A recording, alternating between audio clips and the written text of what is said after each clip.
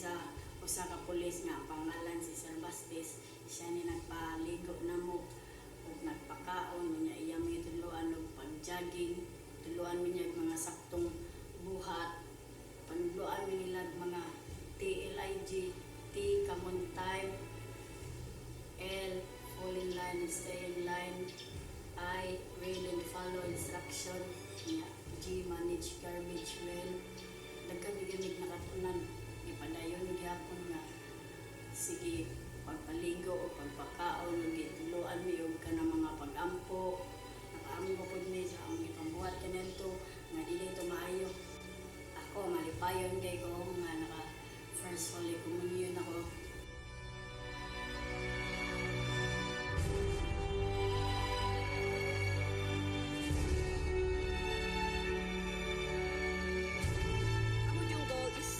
At least 500 street children communicants nga mo join sa IEC. Akong ginabuhat is I have to share my experience sa mga bagong volunteers ug unsaon paghandle ang mga street children. Ako sama mo ko, I am a street children dito sa una, then I have more empathy than the other volunteers. So how can we get volunteers nga na empathy? I think it was during 2013 during Typhoon Haiyan and the earthquakes in Bohol that me and a lot of US-born Filipino Americans really felt a disconnect to the suffering that was happening to the Philippines itself. I was in high school still in 2013, so I couldn't really volunteer abroad like I wanted to. But now in 2015, my life has been changed totally around from working with the street kids. And the first thing you notice about working with the street kids is, they're just like any other kids. They have their own dreams and their own aspirations, and everything they do is so genuine and real. Their hugs are real, their smiles are so genuine, and they just have an authentic air to them that I haven't experienced anywhere else. And what we do there with the kids is we instill good values in them, we catechize them, and we just build a relationship and a friendship with them that really supports all those things we teach them.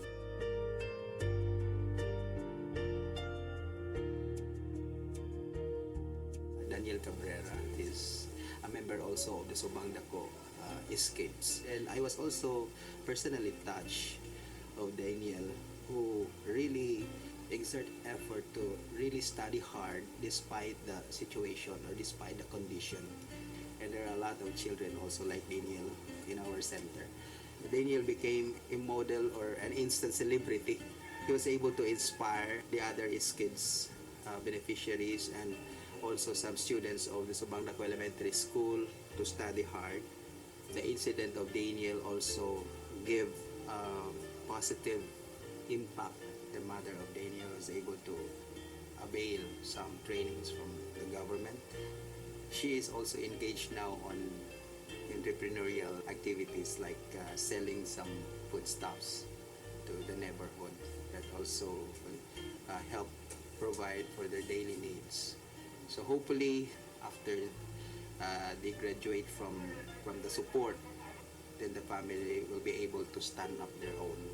I think Daniel is used by the Lord to really transform his family despite his young age.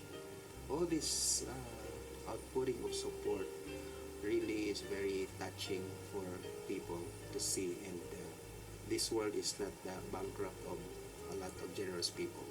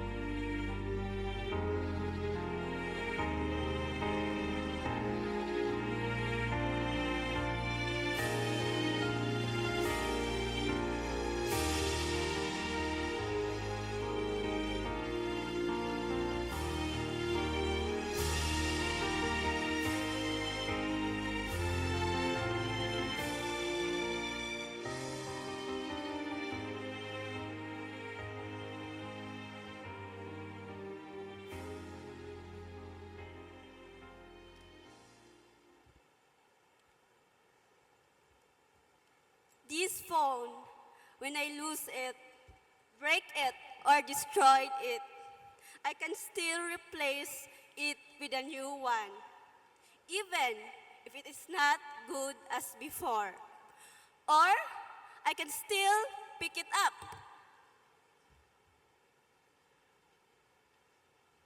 and repair it.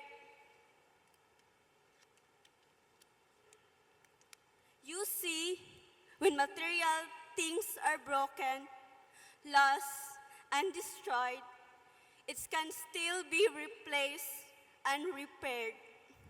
But imagine if it is a life that is lost, broken, and destroyed. Can it still be restored and healed? Good morning to all of you and maayong pag-abot sa Cebu. Welcome to Cebu. I am very happy to be here and to share my story with you. But I must confess, it is a great struggle for me to finish my testimony. One time, while I was in the verge of revising it, a conclusion suddenly hit me. My testimony cannot be completed because I was too focused on material poverty. Born to a poor family, I soon concluded that the deepest expression of poverty is material deprivation. But I was proven wrong. Material deprivation is only a quantitative measurement of being poor. My eyes cannot measure the hidden immaterial brokenness that I suffer. These are rejection, incapability to express oneself, emotional numbness, a broken home, unreachable dreams, and disconnection with the society and with God. I am the youngest of 7 children, and I have a twin brother. Back then, my family could only eat once or twice a day of non-nutritious food. My mother had to work far away from us to help my father support our need. During the absence of my mother, my father irresponsibly left us too. At an early age, I have to sacrifice the joy of playing in order to survive on a daily basis. We had no choice but to fend off for ourselves. When I was 8 years old, I learned to scavenge in the street, dump sites, and construction areas. The money I collected from selling scraps and plastics helped me finish high school. But my twin brother seemed to lose hope. Without parental guidance and support, he had stopped schooling after my mother left us.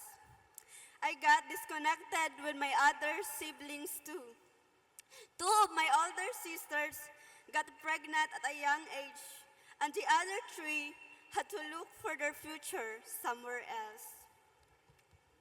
That time, my childhood is broken, my dream is lost, and my life became uncertain. Though scavenging helped me survive, it did not spare me from physical pain. So while scavenging, I got wounded by broken bottles and sharp objects mixed in the garbages.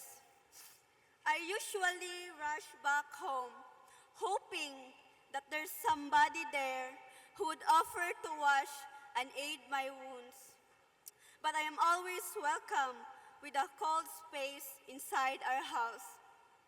I learned to suppress any emotional pain. I learned not to cry. Scavenging and lack of support and encouragement affected my personality. Back then, I became boyish. Since I cannot escape the apathetic, cold stares of pedestrians, and sometimes the mocking stare of the other children. I learned to be tough and act strong in front of them. Back then, whenever I'm with people, I had a stoop posture. My face is always facing down. 2 weeks ago, we in Cebu celebrated the feast of the Child Jesus, Señor Santo Niño. The elegant costumes and presentations of the sinulog dancers and the colorful fireworks display left us in awe. But while our attention is caught by the very festive celebration of the child Jesus, on our peripheries were children busy scavenging, begging, and selling cold waters, food, and candles in the street and in the perimeter of our churches. As we happily celebrated the child Jesus, other children needed our attention. What have we done for them? Or are they also receiving the apathetic and emotionless look I got from people back when I was a street child? Since I was very focused on my own life, I often forgot to pray. Still, God is so compassionate to me that He was redirecting my brokenness in something better and hopeful. There's no hurt or pain and struggle bigger than my God. I found healing.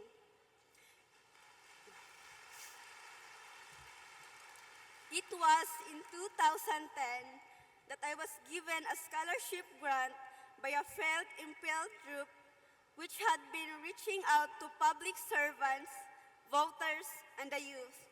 For a year, I volunteered with them and was exposed to different trainings and values formation.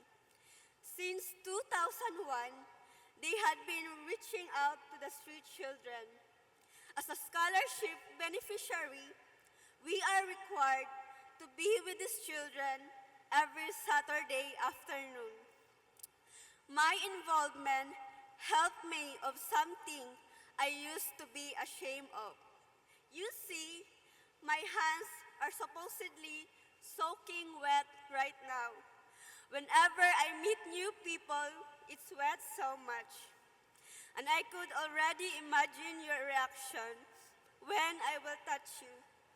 Faces full of disgust while exclaiming, ew, or yuck. It's okay, I'm already used to it. This hand of mine caused my first but not the last taste of rejection and humiliation. It's hard for me to belong and have a circle of friends because of my physical dysfunctionality.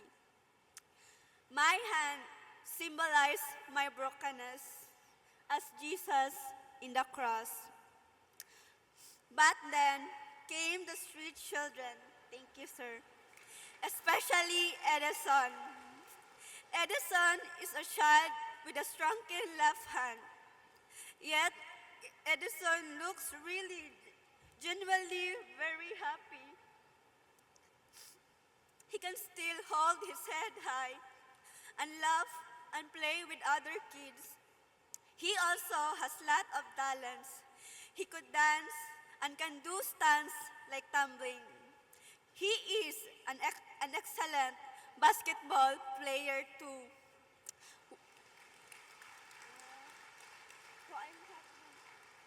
One time, Edison asked me to gaze at my hands for a long moment.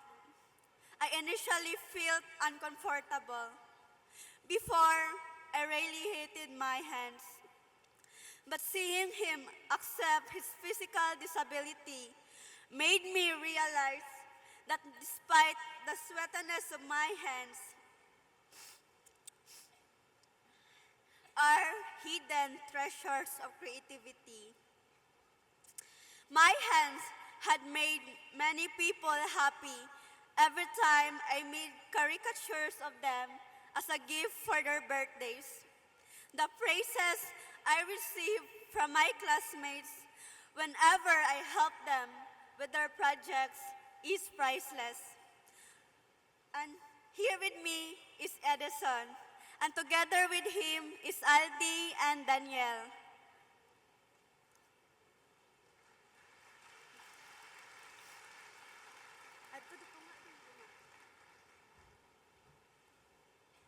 I wish I could also bring in here the other 54 kids that we have been reaching out. Like me, some kids, such as Aldi and his younger brother Nelly, have sweaty hands. I suspected that hunger and maybe similar emotional trauma cause our hands to sweat. But we are courageous to face life because we are well accepted by the other kids. When we hold each other's hand, particularly in prayer, the feeling of disgust is gone, and the water that flows out from our hand radiates warmness that brings us to self-acceptance.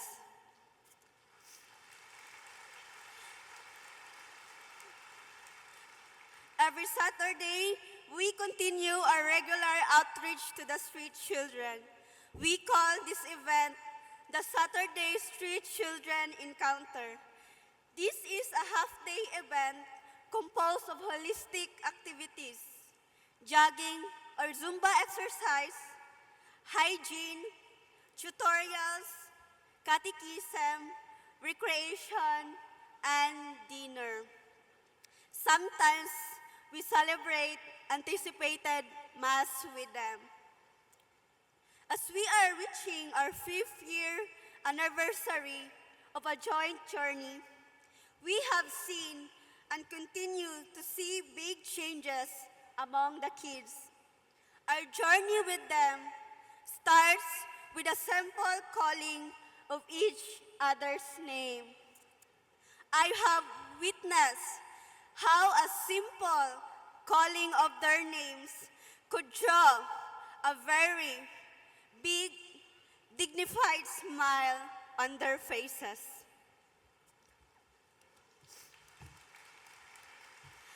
They are now learning to love themselves. They are starting to dream and dream big again. 90% of our street kids have gone back to school. 2 of our kids even excelled in their studies. A hope that began with a spark has now become a flame, and it's getting bigger.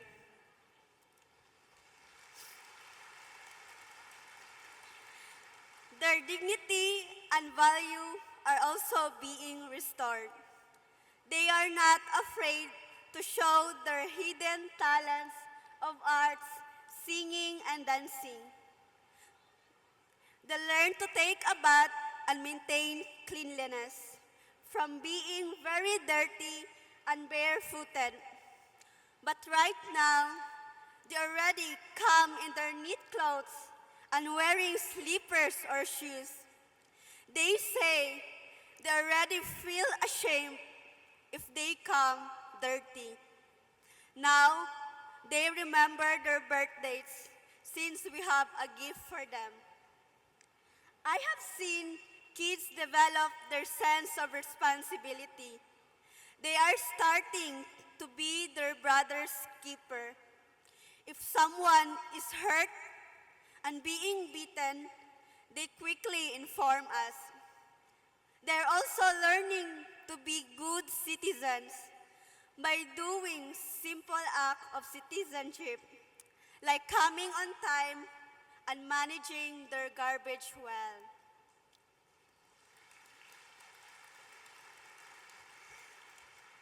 Last April 12 and 7 December 2014, after receiving 8 catechetical sessions for 2 months, about 32 of them receive the body and blood of Christ.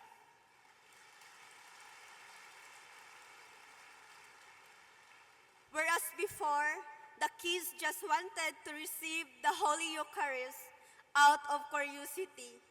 Now, they greatly understood that the bread and wine is Jesus. No material thing could replace my broken self, but with communion, coming together of the poor, my life that is lost, broken, and destroyed is restored and healed.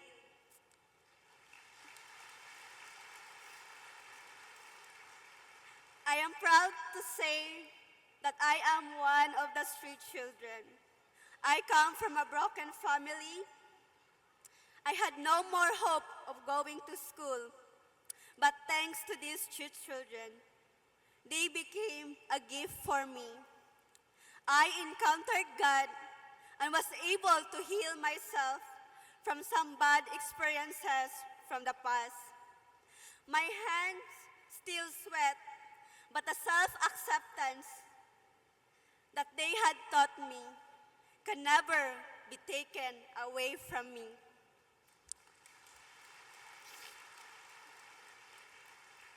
Someday, I want them to reach their dreams.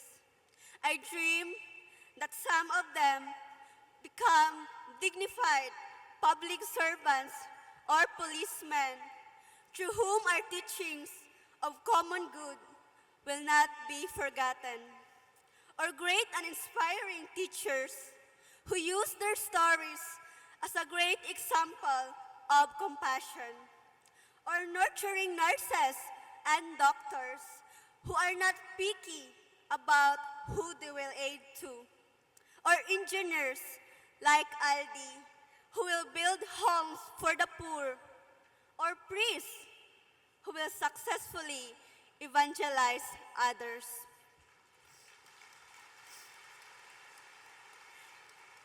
How I wish that they would have proper homes they could live in with their families, away from dangers in the streets and in the riverside, and to be rescued from the influence of the dark side of their environment. How I wish their parents will have work and have enough income. How many of our children would not have attend to class with empty stomachs, that they can wear decent, neat, and new uniforms, and that they can pay school miscellaneous fees? Every time it rains, how many have money for transportation and for umbrellas? How many can own 2 pair of shoes, one for regular days and the other for rainy days? How many have electricity to study, or somebody to help them answer difficult lessons, and after studying, they could sleep soundly with a full stomach? What can we do so they may not lose hope in God if at times nobody can support them? There are a lot of street children living outside our parish churches. Can we turn our parishes into child-friendly parishes with walk-in facilities where they could possibly take a bath, eat, and study? Our churches are the closest place that they could see God. But they can also be the closest place where our children can see their dreams. For now, I could only offer my time, moral support, and prayers. But slowly, many are responding to the call to reach out to them. Because of the International Eucharistic Congress, there are now 23 groups from church, government, civil society, and the academe who have been doing a regular outreach to the street children. Some businesses have given material support. As a fruit of coming together tomorrow, January 30 at 4 p.m., at least 400 street kids and even young adults will receive for the first time the body and blood of Christ.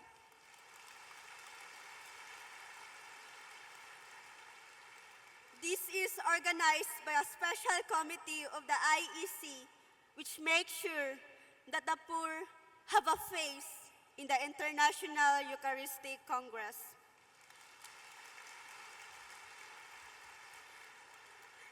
It is only when the bread is broken that it can be shared and offered to others. God, let us experience brokenness so that in our brokenness, we can compassionately be in union with our suffering brothers and sisters, so to serve a greater purpose. After all, I now realize that by the grace of God, it is not only material things that can be replaced and repaired. For all that is broken can be restored. All that is lost can be found and replaced with something better. And all that is destroyed can be fixed. I hope that you could also see that there is joy in every brokenness and every sacrifices. As bread that is broken, that we believe that Christ is in us, our hope of glory.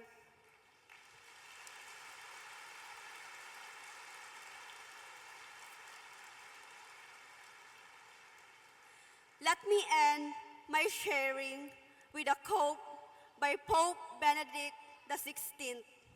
He wrote that God is so great that he became small. God is so powerful that he can make himself vulnerable and come to us as a defenseless child so that we can love him. Thank you for coming and breaking bread with us. And before I really end my sharing, may I call on my sister Maureen and may I request the kids to get Cardinal John.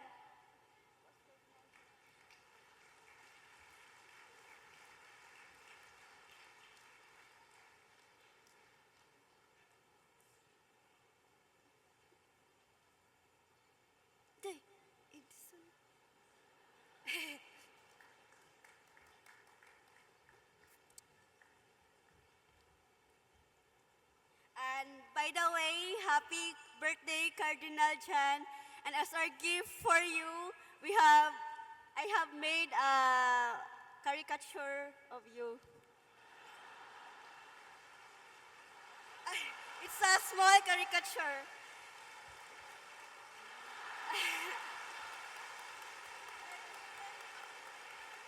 So, thank you once again and thank you for breaking bread with us.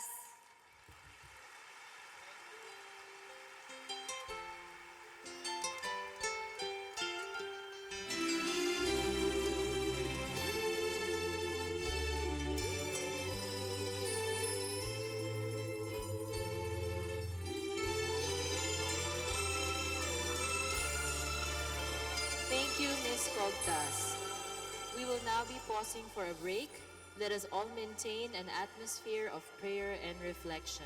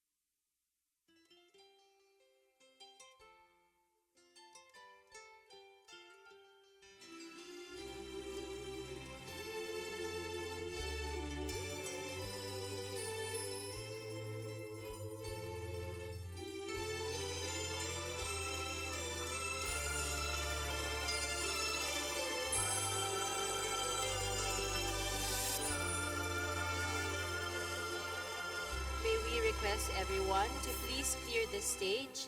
We will be having a performance during the break. Again, may we request everyone in front to please clear the stage. We will be having a performance during the break. Thank you.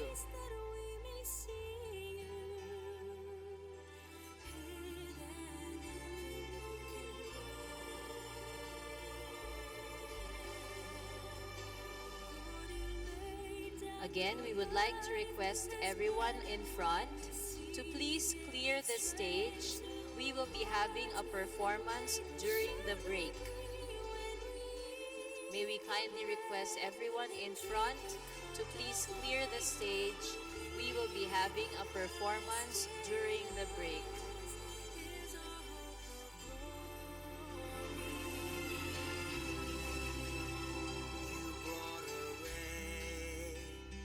Of light, and you rekindled our home, and led our hearts to yearn for your love. For in you is our hope of glory. Lord, you laid down your life as bread and wine we see, gave strength to our hearts and made us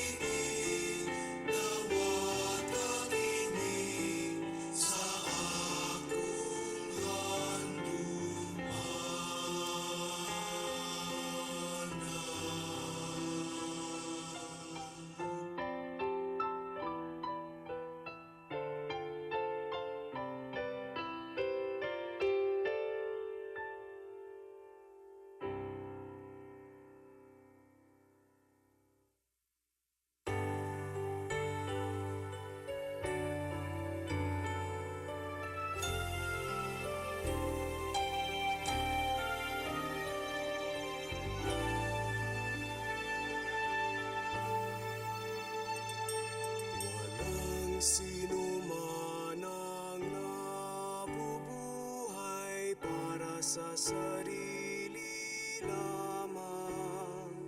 Walang sino man ang namamatay para sa sarili lamang. Tayong lahat ay may pananagutan sa isa't isa. Tayong lahat ay tinipon ng Diyos na kapiling niya.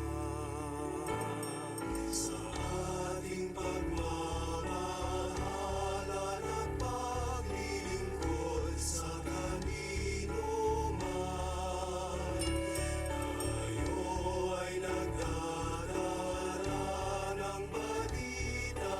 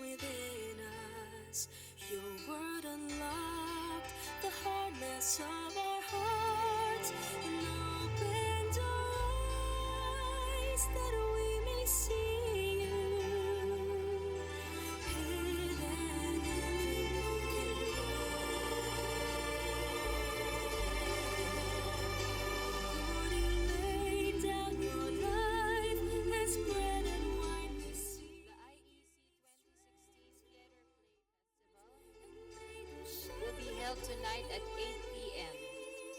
Tonight's show will be